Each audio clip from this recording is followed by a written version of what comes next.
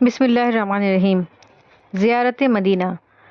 ویسے تو 8 تاریخ سے لے کر 12 تاریخ تک سے تعلق رکھنے والے مناسک حج ادا کر لینے سے حج مکمل ہو جاتا ہے، لیکن یہ انسان کی بد نصیبی ہے کہ وہ حج کو جائے اور پھر مسجد نبوی صلی اللہ علیہ وسلم کی زیارت کیے بغیر واپس آ جائے۔ لہٰذا اکثریت انہی لوگوں کی ہوتی ہے جو حج کے ساتھ زیارت مدینہ کو ضرور جاتے ہیں۔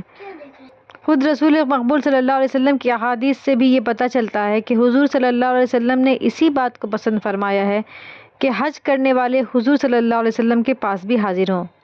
مدینہ منورہ اور مسجد نبوی صلی اللہ علیہ وسلم کی فضیلت و عظمت اسی سے ظاہر ہے کہ مبارک شہر حضور صلی اللہ علیہ وسلم کی طرف منسوب ہے، اور اس بابرکت مسجد کو حضور صلی اللہ علیہ وسلم نے اپنے مبارک ہاتھوں سے تعمیر کیا۔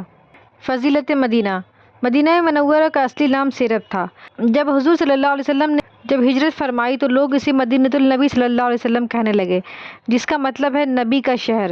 آہستہ آہستہ یہ نام محض مدینہ رہ گیا۔ جب انسان اپنا آبائی وطن چھوڑ کر کسی نئی جگہ جا کر آباد ہو تو ایک مدت تک اس کا وہاں دل نہیں لگتا اور وطن کی یاد ستاتی رہتی ہے۔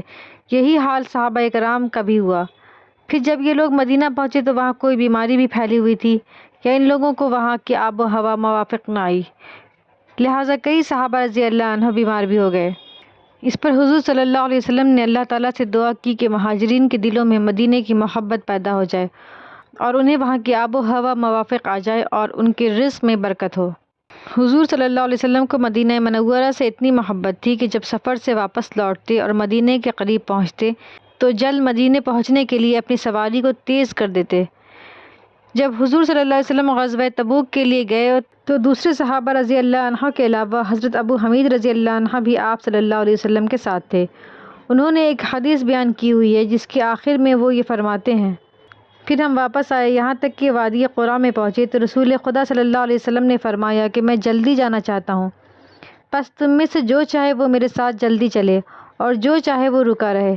اس پر ہم آپ صلی اللہ علیہ وسلم کے ساتھ چلے، یہاں تک کہ جب ہم مدینے کے سامنے آئے تو آپ صلی اللہ علیہ وسلم نے فرمایا کہ یہ پاک و صاف، معطر و خوشبودار ہے، اور یہ عہد ہے، اور یہ ایک ایسا پہاڑ ہے جو ہم سے محبت کرتا ہے اور ہم اس سے محبت کرتے ہیں۔ احادیث سے یہ بھی پتہ چلتا ہے کہ حضور صلی اللہ علیہ وسلم نے مدینہ منورہ کو حرم قرار دیا۔ حضرت جابر رضی اللہ عنہ بن سمرہ بیان کرتے ہیں کہ میں نے رسول خدا صلی اللہ علیہ وسلم کو فرماتے سنا کہ اللہ تعالیٰ نے مدینہ کا نام طابہ رکھا ہے۔ احادیث سے یہ بھی پتہ چلتا ہے کہ حضور صلی اللہ علیہ وسلم نے مدینہ منورہ کو حرم قرار دیا۔ حضرت عبداللہ رضی اللہ عنہ بن زید بن عاصم بیان کرتے ہیں کہ رسول خدا صلی اللہ علیہ وسلم نے فرمایا کہ ابراہیم علیہ السلام نے مکہ مکرمہ کو حرم بنایا تھا اور وہاں کے رہنے والوں کے لیے دعا کی تھی، اور میں مدینہ منورہ کو حرم بناتا ہوں، اور جتنی ابراہیم علیہ السلام نے مکہ والوں کے لیے دعا کی تھی میں نے مدینے کے رزق کے لیے اس سے دگنی دعا کی ہے۔ مسلم۔ اور فرمایا کہ مجھے قسم ہے اس ذات کی جس کے ہاتھ میں میری جان ہے کہ تمہاری غیر حاضری میں مدینے میں کوئی گھاٹی اور کوئی درہ ایسا نہیں ہوتا جس پر 2 فرشتے بیٹھے اس کی حفاظت نہ کرتے ہوں یہاں تک کہ تم اس کی طرف واپس آ جاؤ۔ مسلم۔ حضرت ابو ہریرہ رضی اللہ عنہ بیان کرتے ہیں کہ رسول خدا صلی اللہ علیہ وسلم نے فرمایا کہ مدینہ حرم ہے، جس نے اس میں کوئی بدعت کی یا بدعت کرنے والوں کو پناہ دی تو اس پر اللہ کی اور فرشتوں کی اور تمام انسانوں کی لعنت ہے۔ قیامت کے دن نہ اس کا کوئی فرض قبول ہوگا اور نہ کوئی نفل۔ علماء کرام نے واضح فرمایا کہ حضور صلی اللہ علیہ وسلم کے مدینہ منورہ کو حرم کہنے کا مقصد یہ ہے کہ اس کی عزت و تکریم کی جائے، اس کے اندر غلط کام سے پرہیز کی جائے اور اس کی عظمت کو ملحوظ رکھتے ہوئے وہاں زندگی گزاری جائے۔ حضور صلی اللہ علیہ وسلم کو مدینے اور اہل مدینہ کے ساتھ اتنی محبت تھی کہ انہیں تکلیف پہنچانے والوں کے بارے میں آپ نے سخت وعید سنائی۔ حضرت سعد رضی اللہ عنہ بن ابی وقاص بیان کرتے ہیں کہ رسول خدا صلی اللہ علیہ وسلم نے فرمایا کہ جس نے اہل مدینہ کے ساتھ کوئی برائی کرنے کا ارادہ کیا خدا اسے اس طرح پگھلا دے گا جیسے نمک پانی میں گھل جاتا ہے۔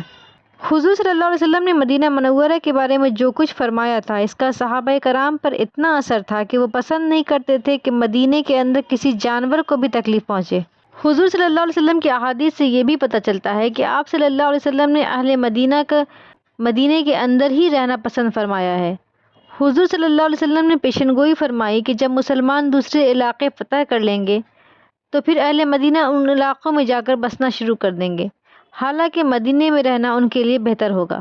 مسجد نبوی۔ مدینہ منورہ جانے کا اصل مقصد مسجد نبوی کی زیارت ہوتا ہے، اور مسجد کے اندر ہی حضور صلی اللہ علیہ وسلم کا مدفن پاک بھی ہے، جس کے اوپر سبز گنبد بنا ہوا ہے۔ جب حضور صلی اللہ علیہ وسلم نے مسجد بنائی تو وہ اس وقت سادہ شکل و صورت کی تھی۔ مسجد کے ساتھ ہی ازواج مطہرات کے رہنے کے لیے حجرے بھی بنائے گئے، اور حجرے بھی کچی اینٹوں اور کھجور سے بنائے گئے تھے۔ پھر جیسے جیسے زمانہ گزرتا گیا، مختلف عہدوں کے بعد مسلمان حکمران اس کی تعمیر میں حصہ لیتے رہے، اور اب مسجد نبوی بڑی وسیع ہے، بہت شان و شوکت والی اور انتہائی خوبصورت عمارت ہے، اور مسجد حرام کے بعد یہ سب سے زیادہ فضیلت والی مسجد ہے۔ رسول خدا صلی اللہ علیہ وسلم کی ساری دینی سرگرمیوں، تعلیم و تربیت، ہدایت و ارشاد اور دعوت و جہاد کا مرکز یہی مسجد تھی، اور اس میں ایک نماز پڑھنے کسی دوسری جگہ نمازیں پڑھنے سے افضل ہے۔ حضرت ابو ہریرہ رضی اللہ عنہ بیان کرتے ہیں کہ رسول خدا صلی اللہ علیہ وسلم نے فرمایا کہ میری اس مسجد میں ایک نماز ادا کرنا کسی دوسری مسجد میں 1000 نمازیں پڑھنے سے بہتر ہے، سوائے مسجد حرام کے۔ مسلم۔ ابو ہریرہ رضی اللہ عنہ بیان کرتے ہیں کہ رسول خدا صلی اللہ علیہ وسلم نے فرمایا کہ ثواب کی خاطر 3 مساجد کے علاوہ اور کسی طرف سفر نہ کیا جائے، میری اس مسجد کی طرف اور مسجد حرام کی طرف اور مسجد اقصی یعنی بیت المقدس کی طرف۔ بعض روایت میں مسجد نبوی صلی اللہ علیہ وسلم میں 40 نمازیں پڑھنے کی فضیلت کا پتہ چلتا ہے۔ اس لیے عموماً لوگ مدینہ منورہ میں 8 دن تک قیام کرتے ہیں تاکہ 40 نمازیں پوری ہو جائیں۔ جہاں رسول خدا صلی اللہ علیہ وسلم کا روضہ مبارک ہے، یہ پہلے حضرت عائشہ رضی اللہ عنہا کا گھر تھا جو مسجد سے ملا ہوا تھا۔ یہیں آپ صلی اللہ علیہ وسلم نے وفات پائی اور اسی مقام پر آپ کو دفن کیا گیا۔ یہاں سے لے کر اس جگہ تک حضور صلی اللہ علیہ وسلم کا منبر ہوتا تھا، جس پر آپ صلی اللہ علیہ وسلم مسلمانوں کو خطاب فرمایا کرتے تھے۔ جو قطع زمین ہے اسے جنت کی کیاری کہا جاتا ہے، اور اس حصے پر اللہ تعالیٰ کی خصوصی رحمت ہے۔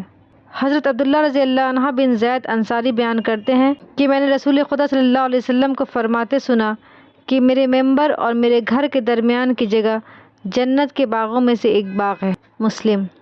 اس کا مطلب یہ ہے کہ جو اس جگہ پہنچ گیا وہ گویا جنت کے ایک باغ میں پہنچ گیا، اس لیے وہ جگہ اس کی مستحق ہے کہ اللہ تعالیٰ کی رحمت کے طالبوں کو اس کے ساتھ جنت کی سی دلچسپی ہو۔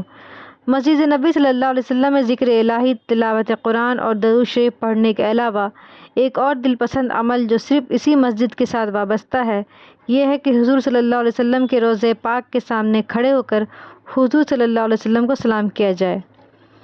السلام علیکم ایھا النبی ورحمۃ اللہ وبرکاتہ۔ اے نبی صلی اللہ علیہ وسلم، آپ پر سلام اور خدا کی رحمت اور اس کی برکتیں ہوں۔ حضور صلی اللہ علیہ وسلم کے مدفن پاک میں 2 مزار اور بھی ہیں، ایک خلیفہ اول حضرت ابو بکر صدیق رضی اللہ عنہ کا اور دوسرا خلیفہ ثانی حضرت عمر فاروق رضی اللہ عنہ کا۔ حضور صلی اللہ علیہ وسلم کو سلام کرنے کے بعد ان دونوں بزرگوں کے مزاروں کے سامنے کھڑے ہو کر مسنون سلام عرض کیا جاتا ہے۔ Thanks for watching. Don't forget to like, comment, share and subscribe to